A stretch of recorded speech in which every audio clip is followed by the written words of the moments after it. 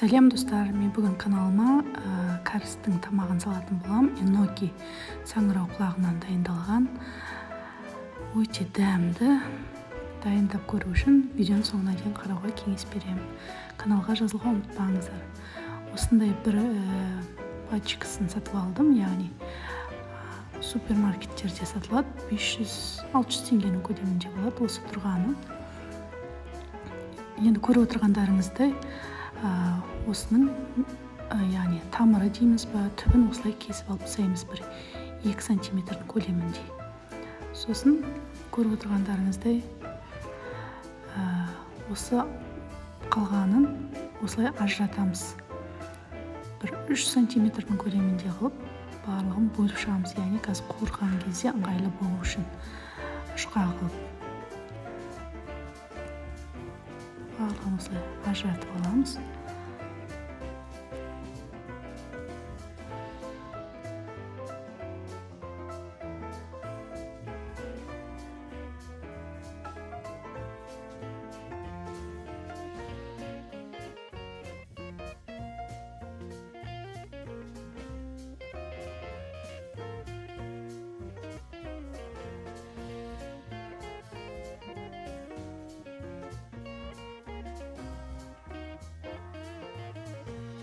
Бұны ажыратып отқан кезде отқа, яғни сковородкамызды қойып қоямыз. Сковородкамыз қызғаннан кейін осылай көп құймаймыз, бір ас қасықпен бір қасық көлемінде құйып осылай сковородкаға жағып аламыз.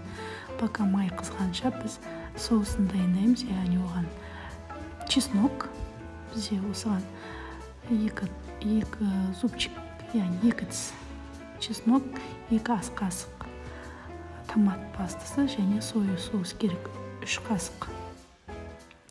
Сосын міндетті түрде шекер саламыз, яғни кисло-сладкий болу үшін. Соусымызды сковородка қызғанша дайындап аламыз. Осының барлығын жақсылап араластырып дайындап қоямыз. Қазір еноки, яғни саңырау құлағымыз қызарған кезде бетіне жағуға.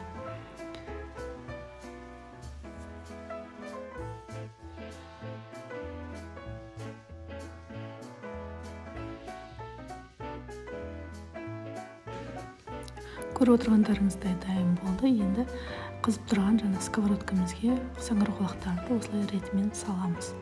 2 жағын бірдей қызыл қылып қуыру керек біз. Көріп отырғандарыңыздай май барлығы жоқты сковородкаде. Көп қимайсыздар.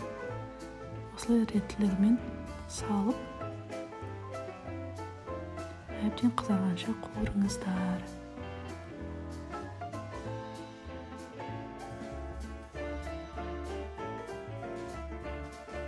Қызара бастаған кезде осылай аударып шығасыздар. Әрине кішкене бұдан да қызартқандарыңыз дұрыс.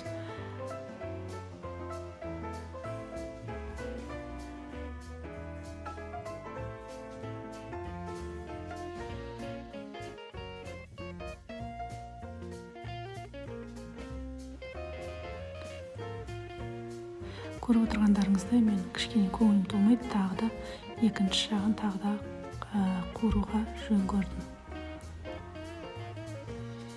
Бұдан да қызғылт қылып алыңыздар. Екінші қайтар аударуладым, міне қызарғанша.